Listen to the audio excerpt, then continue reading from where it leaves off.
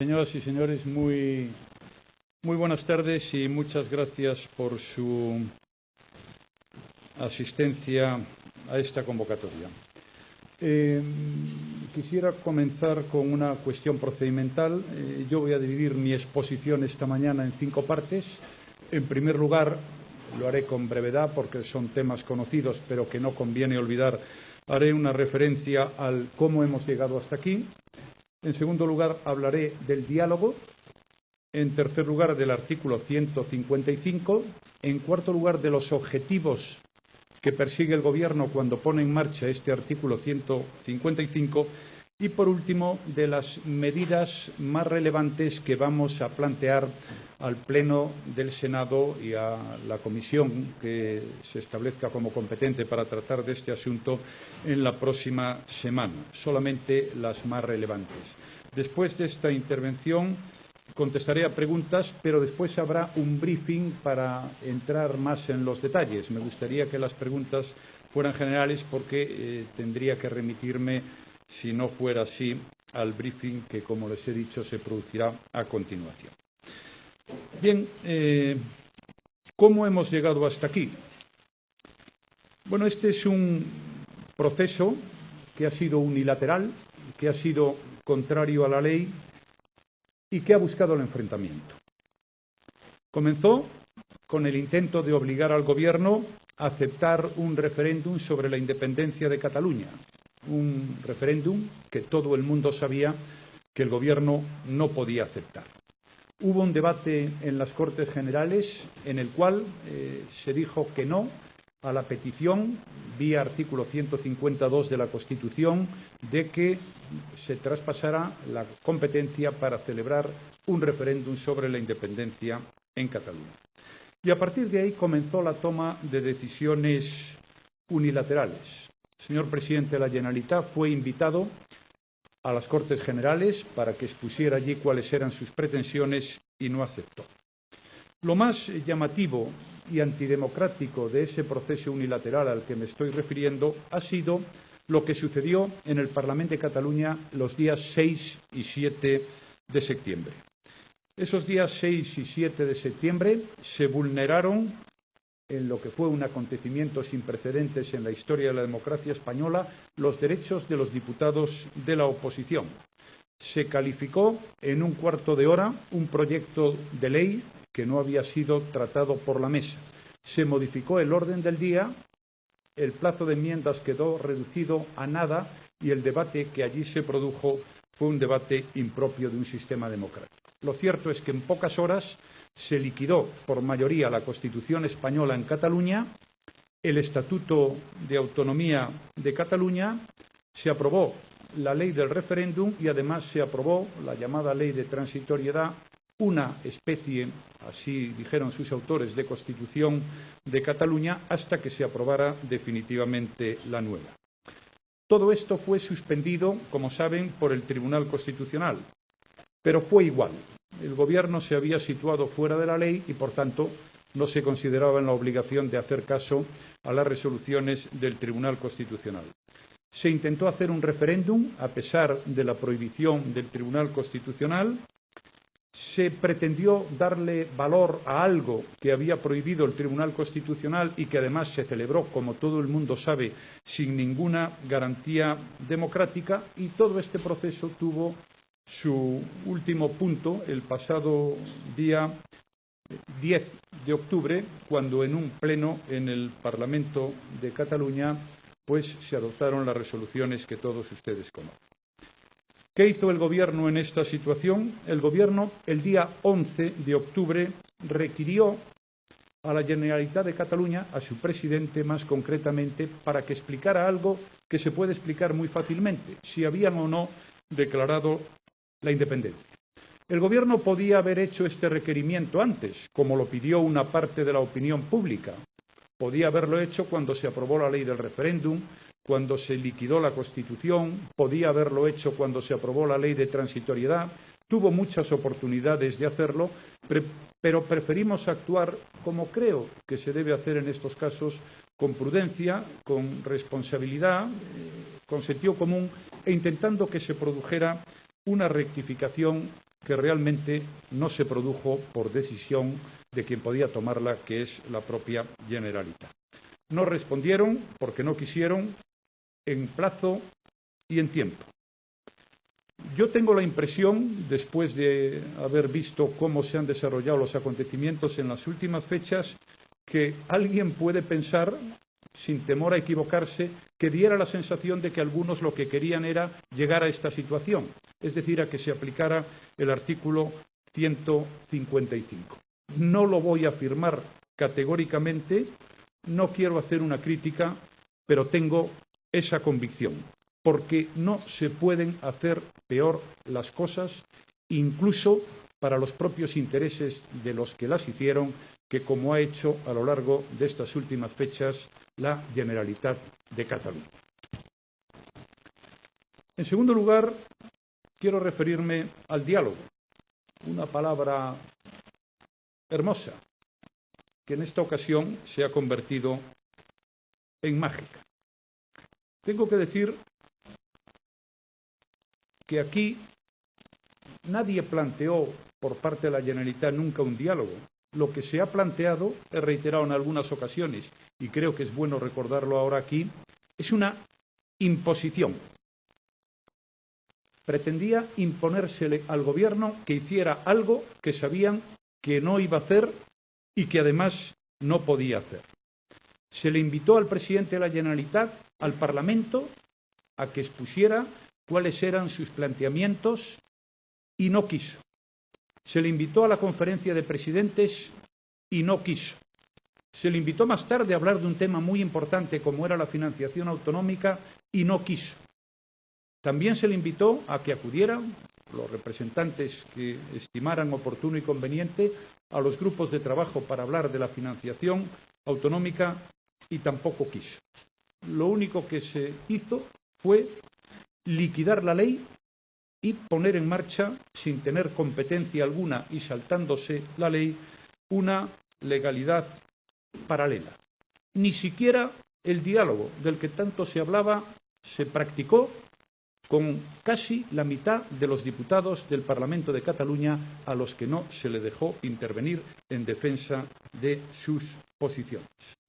El diálogo no es que los demás tengan que aceptar obligatoriamente tus exigencias. Eso no es diálogo, eso es imposición o un contrato de adhesión, si quieren ustedes llamarle así. El diálogo fuera de la ley y fuera de la norma es profundamente antidemocrático.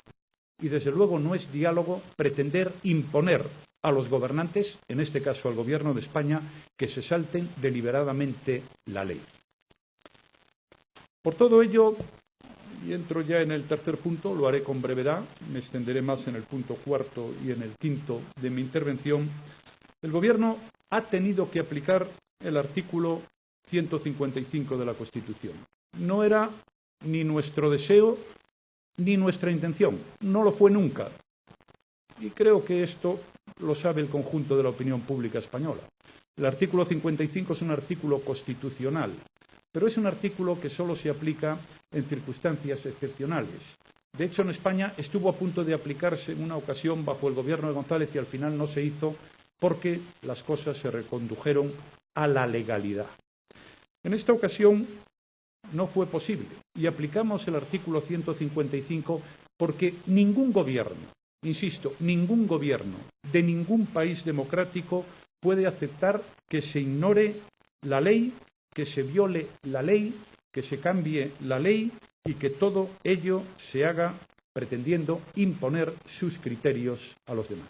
Esta es la razón por la que hemos puesto en marcha un artículo, como el que hay en otras muchas constituciones europeas, constitucional y votado por todos los españoles. Y paso ahora a explicar, en lo que es el cuarto punto de mi intervención, cuáles son los objetivos de esta decisión que hemos adoptado. Por último, me referiré a las medidas. Los objetivos son 4, fundamentalmente. El primero, volver a la legalidad. El segundo, recuperar la normalidad y la convivencia, que se ha deteriorado y, desgraciadamente, mucho en Cataluña. En tercer lugar, continuar con la recuperación económica. Esto es la vida de la gente, con el empleo, con los sueldos, con que la gente pueda trabajar. Recuperación económica que hoy en Cataluña está en peligro, en evidente peligro, por las decisiones caprichosas y unilaterales que se han adoptado. Y el cuarto gran objetivo es celebrar elecciones en situación de normalidad. Repito, 4 objetivos: recuperar la legalidad, volver a la normalidad y a la convivencia, continuar con la recuperación de la economía y celebrar elecciones. Volver a la legalidad es restituir la vigencia de la Constitución española y del Estatuto de Autonomía de Cataluña en Cataluña. Paso ahora a hacer una breve referencia de lo que significa la recuperación económica. Porque, sin duda, una de las grandes historias, uno de los temas en los que más se ha faltado a la verdad, era en los efectos beneficiosos que para los ciudadanos de Cataluña podía producir la independencia. Los últimos datos que conocemos son preocupantes. Se han trasladado sedes sociales y fiscales de empresas en un número que supera a los 1000. Y, desde luego, la inmensa mayoría de las grandes empresas de toda Cataluña que dan trabajo a muchísimos ciudadanos de Cataluña. Se han desincentivado las inversiones, las de fuera y las de dentro. Se ha desmotivado el turismo, importantísimo, como saben ustedes, en el PIB catalán y uno de los factores de crecimiento más importantes. No voy a entrar en ningún detalle sobre este asunto, son sobradamente conocidos por todos ustedes. Pero sí me gustaría hacer alguna referencia a algunos temas que tienen su trascendencia. Si Cataluña se independizara, a pesar de lo que se le ha dicho a los ciudadanos de Cataluña, Cataluña abandonaría la Unión Europea y la Organización Mundial de Comercio, pasando a ser un país tercero a efectos de relaciones comerciales al que se le aplicarían los derechos autónomos del arancel exterior común, además de controles aduaneros en frontera. Estamos hablando de una economía para la cual el comercio exterior supone una parte por encima de la mitad sustancial de su Producto Interior Bruto. Desde el punto de vista financiero, todas las facilidades que da el Banco Central Europeo desaparecerían. Esa fue la razón por la cual no hay ninguna entidad financiera que se haya quedado en Cataluña y hayan tenido estas entidades financieras que trasladar su domicilio a otro lugar de España. Y lo hacen en defensa de sus propios intereses, de sus trabajadores, de los depositantes y de aquellas personas que tienen metidos sus ahorros en las entidades financieras. Habría un problema que ya ha empezado grave de contracción del crédito. Se produciría una inflación desproporcionada con los consiguientes efectos sobre el consumo y la inversión, y todo esto llevaría a un empobrecimiento de la economía de Cataluña de entre el 25 y el 30% del Producto Interior Bruto, resultando una coyuntura económica insostenible. Por eso, uno de los objetivos, uno de los 4 a que me he referido, es a que continúe el proceso de recuperación económica en el que España ya lleva instalado, por fortuna, en los últimos años. Bien, repito, por tanto, los 4 objetivos: legalidad, normalidad y convivencia, recuperación económica y elecciones. Precisamente, la primera medida, entro ya en la última parte de mi intervención, que va a adoptar el Gobierno, está íntimamente relacionado con este objetivo de que se celebren elecciones en Cataluña. La facultad de disolver, si el Senado así lo decide, el Parlamento de Cataluña pasa al presidente del Gobierno. El presidente del Gobierno, si el Senado así lo decide, tendrá que convocar elecciones en un plazo máximo de 6 meses. Sin embargo, mi voluntad, la mía, es hacerlo tan pronto como recuperemos la normalidad institucional que sin duda alguna es uno de los objetivos de futuro.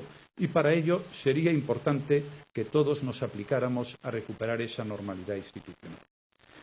Esto, celebrar elecciones, es el objetivo. Lo quiere la mayoría. Es lo que dice el sentido común y de lo que se trata es de abrir una nueva etapa en la cual la ley se respete, los derechos de la gente se preserven, se recupere la convivencia, el bienestar y el empleo de las personas. Ese es el objetivo de esa nueva etapa que habría que hablar. Y paso ahora a explicar con brevedad el resto de medidas, las más importantes, como les decía al principio. Insisto, luego habrá un briefing para entrar en los detalles que también son importantes. Lo que vamos a solicitar al Senado, al amparo de la facultad prevista en el artículo 155 de la Constitución, con el fin de proteger el interés general de la nación, es que se autorice al Gobierno a adoptar las siguientes decisiones. Primero, a proceder al cese del presidente de la Generalitat de Cataluña, del vicepresidente y de los consejeros que integran el Consejo de Gobierno de la Generalitat de Cataluña. El ejercicio de dichas funciones corresponderá a los órganos o autoridades que a tal efecto cree o designe el Gobierno de la Nación. En principio, la idea será la de que los ministerios asuman esta responsabilidad a lo largo del plazo en el que dure esta situación excepcional. En tercer lugar, la Administración de la Generalitat de Cataluña, de acuerdo con el artículo 71 del Estatuto de Autonomía de Cataluña, continuará funcionando como la organización administrativa ordinaria que ejerce las funciones ejecutivas que el Estatuto y su normativa reguladora atribuyen a la Generalitat de Cataluña. Esta Administración de la Generalitat de Cataluña actuará bajo las directrices de los órganos o autoridades creados o designados por el Gobierno de la Nación en sustitución de aquellos que, como les he dicho antes, serán los responsables de los distintos ministerios. En segundo lugar, es la segunda medida importante a la que quería hacer referencia, el Parlamento de Cataluña ejercerá la función representativa que tiene encomendada, pero para garantizar que se haga con pleno respeto al Estatuto de Autonomía de Cataluña y a la Constitución, pues se proponen al Senado una serie de medidas, las más importantes de las cuales son las siguientes. El presidente del Parlamento de Cataluña no puede proponer candidato a la presidencia de la Generalitat, ni el Parlamento puede celebrar debate y votación de investidura. Las facultades de control corresponderán al órgano que a tal efecto designe el Senado. Y, por parte del Parlamento, no se podrán adoptar iniciativas contrarias a la Constitución española y al Estatuto de Autonomía de Cataluña, teniendo el Gobierno un plazo de 30 días para ejercer su derecho de veto. Bien, yo creo que estas son las medidas más importantes. Hay otras, hay más detalle que ustedes podrán conocer a continuación. Sí quiero llamar su atención sobre un asunto importante que creo debe quedar muy claro. No se suspende la autonomía ni el autogobierno de Cataluña. Se cesa a las personas que han puesto ese autogobierno fuera de la ley y de la Constitución y del Estatuto. No se acaba con el autogobierno, se le recupera para la legalidad y para la convivencia de todos los catalanes, no solo los independentistas. Y termino ya. Nuestra nación y nuestro Estado de Derecho son, como saben, abiertos, democráticos, respetuosos de la pluralidad y garantes de los derechos de las personas.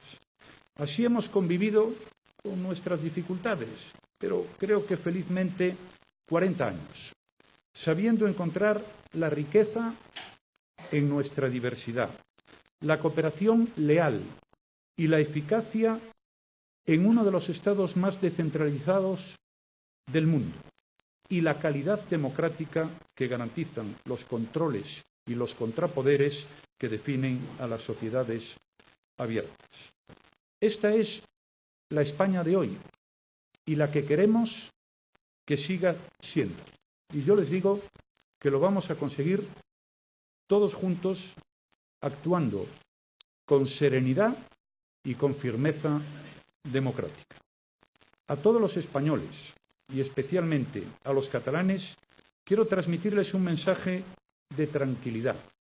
Soy plenamente consciente de que el momento es difícil, pero todos juntos lo vamos a superar como hemos superado acontecimientos muy complicados también a lo largo de nuestra historia, que por cierto ya dura unos cuantos siglos. Yo pido que no se vayan más empresas, ni se vayan más depósitos.